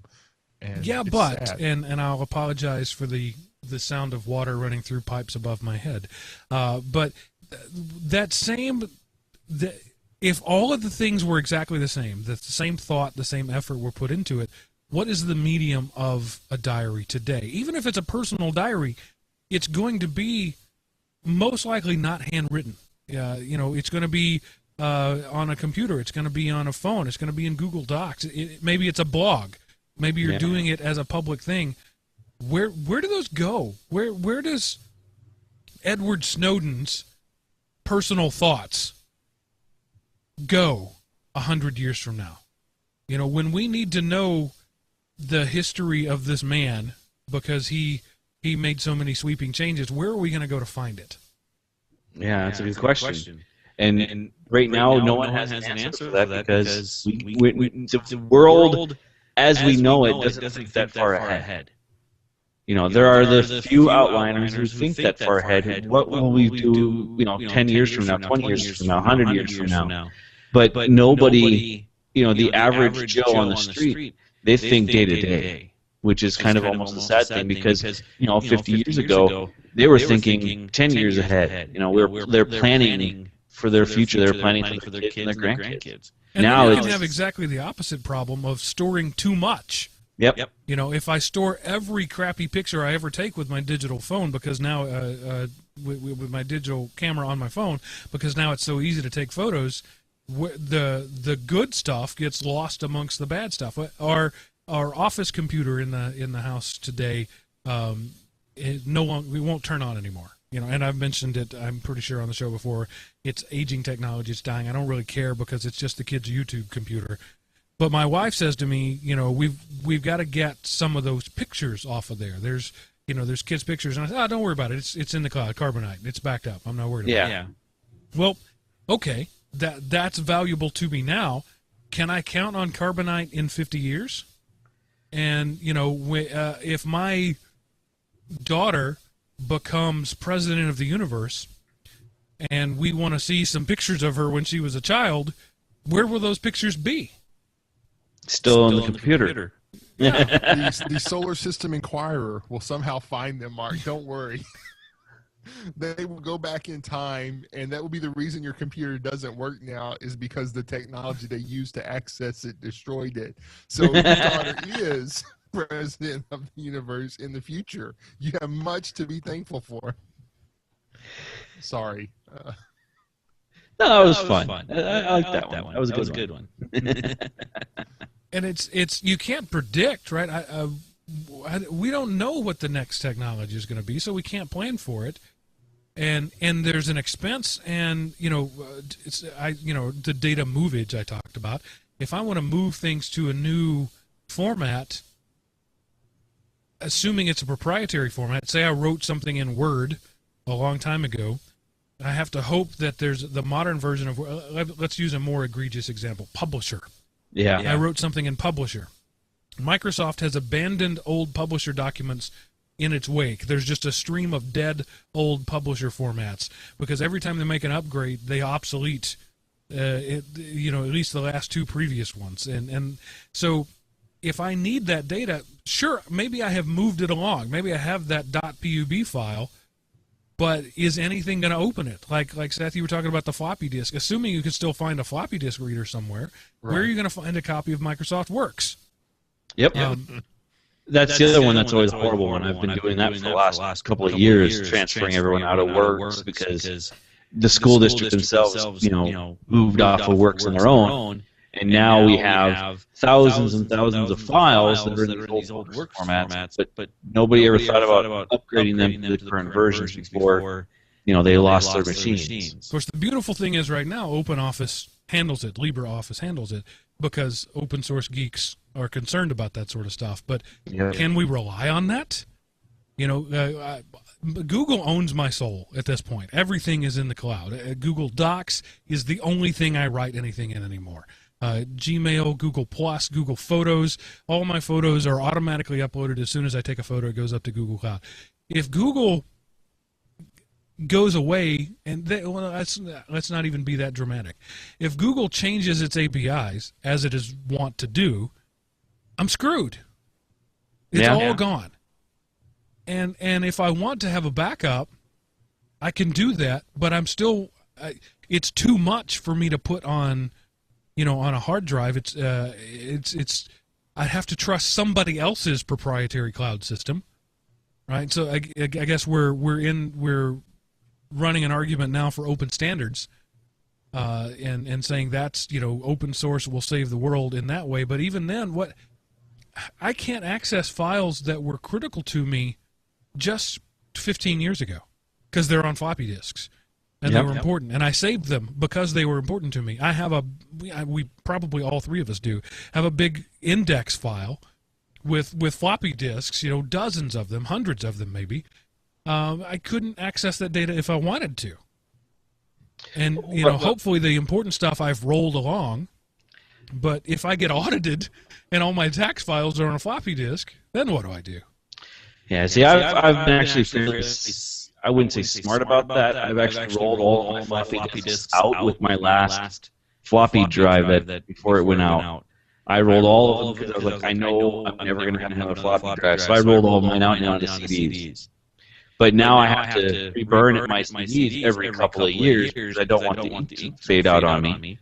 So I'm in a similar problem as a floppy disk, but on optical drives now. And so I'm waiting for something more long term, because even the little thumb drives that we can get 120 gigabytes on now, these will go bad too. Thumb drive. Can you? See, that tells you how long it's been settled for one. But even these go bad. Yep. So, especially if you put them in the washing machine, just to, I can the dryer. It's the dryer that usually kills them, not the washer. No, I've washed. I found it when I was transferring the clothes, and I took really. It out, and I've had several go through a full wash and dry cycle, and we're fine. So really, they're durable, but they're not invincible. No, but getting back to a point you made earlier, Mark.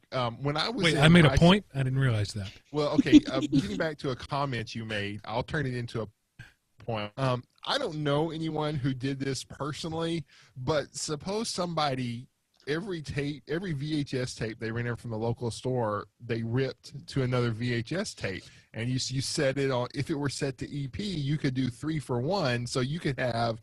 You could have 300 movies on 100 VHS tapes. How are you going to get those moving forward? You archived and you backed up. Even if it was things that you owned, you went out and you purchased them, and so you made a backup copy. Now, how are you ever going to play those again? It's almost impossible to find. I can answer that question. Not because I ripped all that stuff, but stuff I Seth, because you were around. I was in a band in college, and a lot of our stuff was recorded on videotape. Even that was a trick of the time back then to get high quality audio. You could use a 4-head VCR and just record the audio, and it was so I had a lot of stuff on videotape. So here's what I did.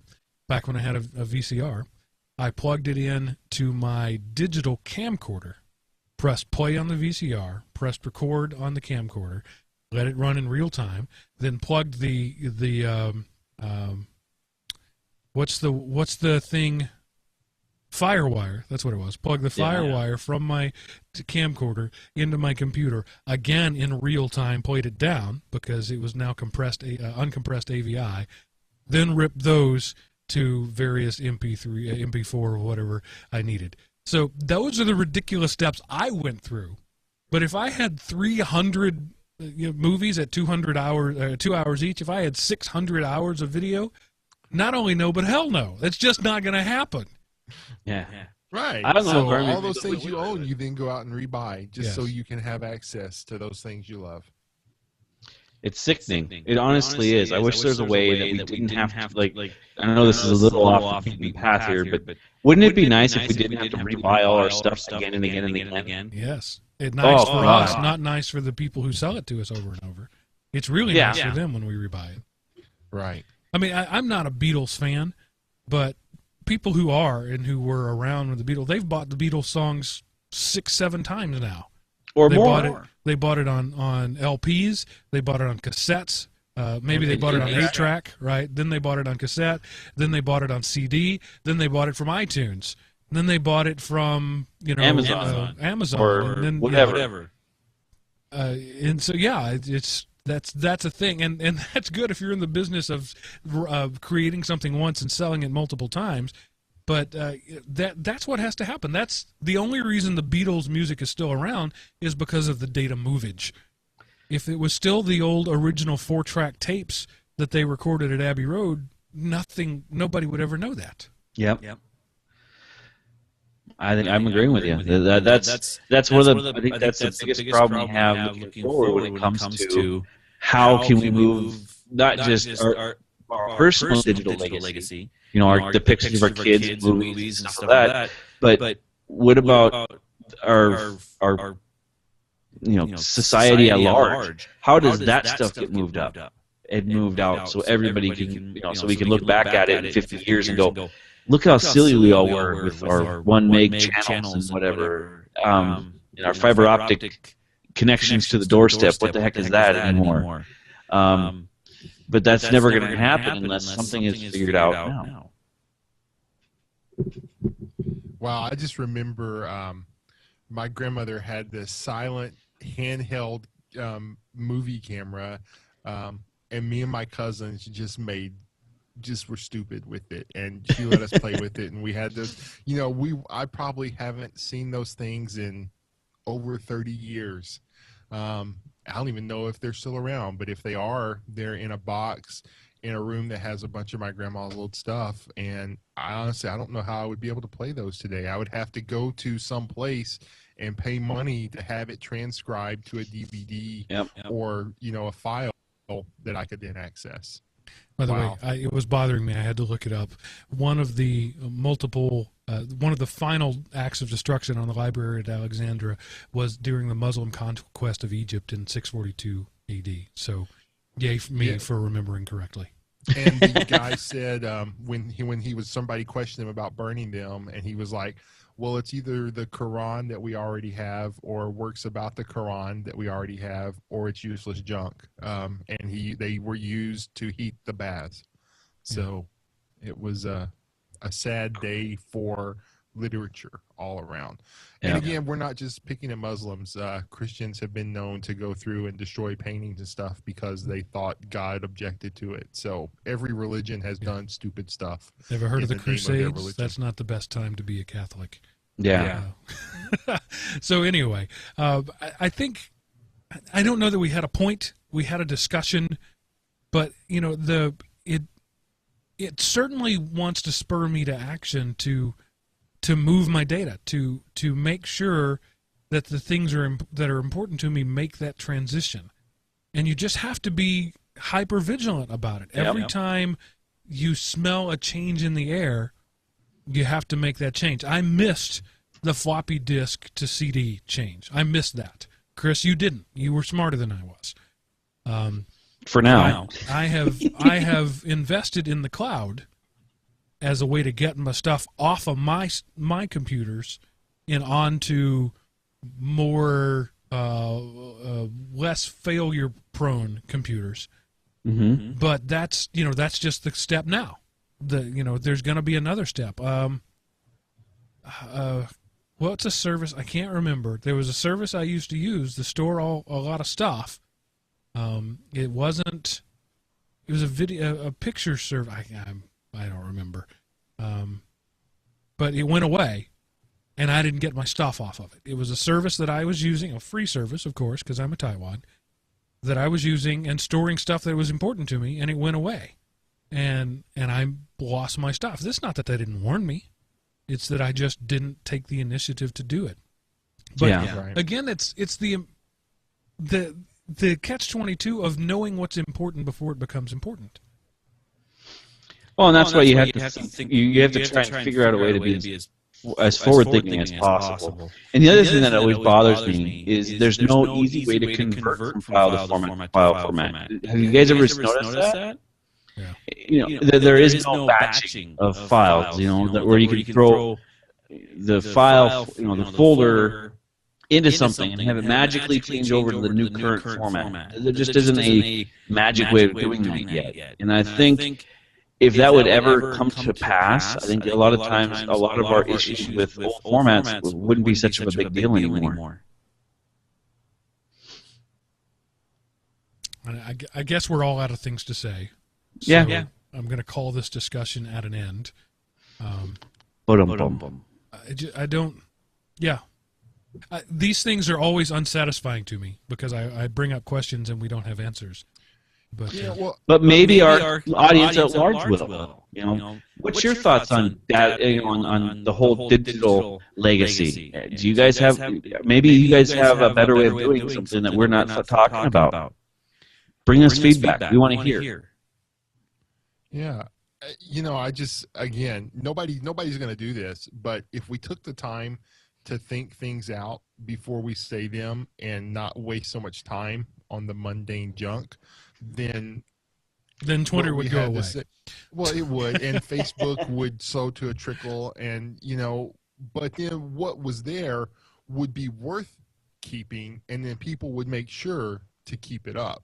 Now, do I care about the stuff on my Facebook? There's some things in there that are important, but by and large, most of it is, me resharing George Takei stuff and copying funny pictures I find. So, there's a little bit of good mixed in with the day-to-day stuff. So I don't care about it. Yeah. But, and again, that goes back to my point, is you never know when the day-to-day becomes a treasure trove.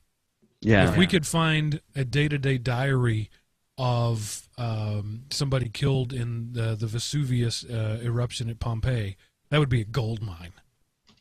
Could you imagine the stuff that would be in there? That'd just be not just on money-wise. That would be an awesome thing to just have to hear. But that's even if something like that did exist, it probably would never be out for the public to view because it'd be in some guy's library that was hidden away. So that's the thing that galls me about this whole process, is you never know what's going to be important. So it's kind of, if you're thinking about your digital legacy, you have to save everything. And it's in our day and age, it's not impossible to save everything. I mean, I could wear a camera, I could wear Google Glass and have it recording 24/7. It is possible to save everything.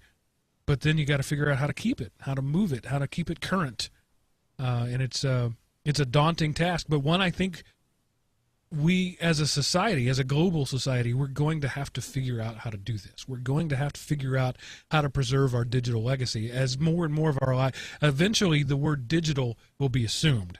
It'll just be our legacy because everything is moving digital. So gosh, let's go super far into the future. What happens when your consciousness is digital? How do you store that? How do you move that from format to format? I mean, Kurzweil, that's what he's hoping for. Yeah. He's hoping to download himself. How tragically ironic would that be if Kurzweil downloads himself into a proprietary format that nobody supports in 5 years? He lived long enough to reach the singularity, and then he becomes data rot. That's horrible to think that way, though. You know, I think it's an awesome thought, but man, I would be pissed if that happened to me. You know, I would just be irate, even if I'm stuck in some 386 spinning my wheels. I'd be a pissed off program if I lived to the point where I wanted to be, but then I'm forgotten, and now I'm in a format that can't be moved. You know, I mean, and they solved this in. Man, names are just not coming to me today. The Matt Groening show about the Cyclops and the delivery guy. That was, you know what I'm talking about. He was. Oh, Futurama. Futurama. They solved that in Futurama. They just preserved people's heads. So you could go visit Richard Nixon's head and talk to him. And so that was his legacy was secured by cutting off his head. But until we figure out how to do that, we got to figure out how to save all this stuff and keep it current. Yeah. And you know, the danger is as we get older, we stop being current. I mean, how many of your grandparents are up on current technologies?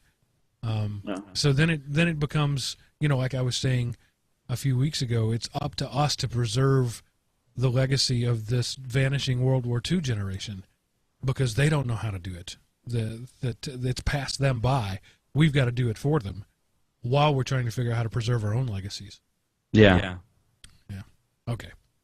Moving on to Chris's link of the week. There's no smooth transition. Just no. So this week, like I said earlier in the show, where Steam was trying to suck my wallet away from me, well, so does Humble Indie Bundle again. Currently, they have a quick Indie Bundle sale going on for raising 100% of their proceeds from this particular bundle go straight to the Doctors Without Borders charity. So they're in the show notes will be the link to the Humble Indie Bundle. They're doing some sort of live gaming session with other people, and they have 10 games currently on the list that are available for people that are that will donate $25 or more. It's approximately a $90 game pack at this time, and 100% of anything you donate goes directly to the Doctors Without Borders charity. A great charity. A handful of great games. I'm curious to see if they're going to throw any more into the pack towards the end of the system or towards the end of the week. So if you are a Humble Indie Bundle person, these may not be indie games, but there is a ton of them, or at least 10, that are great. Actually, like Psychonauts, Dust Force. Those are two great games that are just phenomenal to play. Go get it. By the time the show comes out, you'll have about probably 2 to 3 days left in the timer. So please go look and see these games. Even if you don't play the game, go donate to the charity. Worth it. All right, and Seth, you've kind of already told us what yours is, but your link of the week is Pixel Trek, baby. Data can walk around the Enterprise in 8-bit super awesome glory and spend way too much time in a regulation Starfleet bathroom. And if you want to go back in time and find our poop log episode where that was my link of the week, maybe that's why you can go to these bathrooms now in Starfleet. But yeah, pixeltrek.com, Data can get all the way around the ship and go places and look at stuff. You control Data, you walk around with him with your... I haven't really figured out how to do anything once I go anywhere, but he's there. Again, I don't know what he does, but I'm trying to make him do stuff, and I haven't been able to figure out how to do it. You can't talk to anybody or anything. You can just walk around. Yeah, but you can explore the Enterprise in all of its 8-bit glory.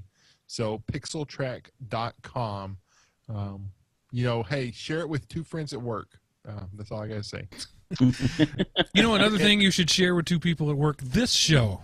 Let them know about this show and any formats that we that you download this show. If it's on Stitcher or iTunes or whatever, however you get it, let people know about it. Let people know that these 3 guys do a crazy 9-hour show every week, and that some of it is even about Linux once in a while. We try. We do try once in a while. And as Chris said, feedback. We crave your feedback. We're feedback zombies. Give us more. And the way to do that is go to elementop.com, click the Contact Us button at the top of the page. That will bring up a form that sends a nicely formatted email straight to my inbox where I give it priority attention. If you don't want to do that, if you want to skip the middleman and send an email to all three of us, that's edl@elementop.com.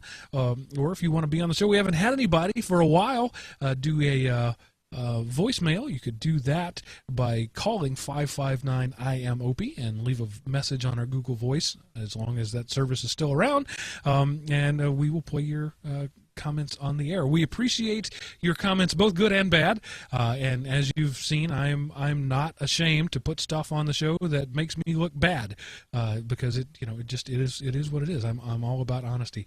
So we appreciate you being with us. Honestly, 149 shows. Seth is planning on 750 more, so we're excited about that, and we look forward to you being with us then. But for now, that ends this episode of Everyday Linux. Bye. See ya.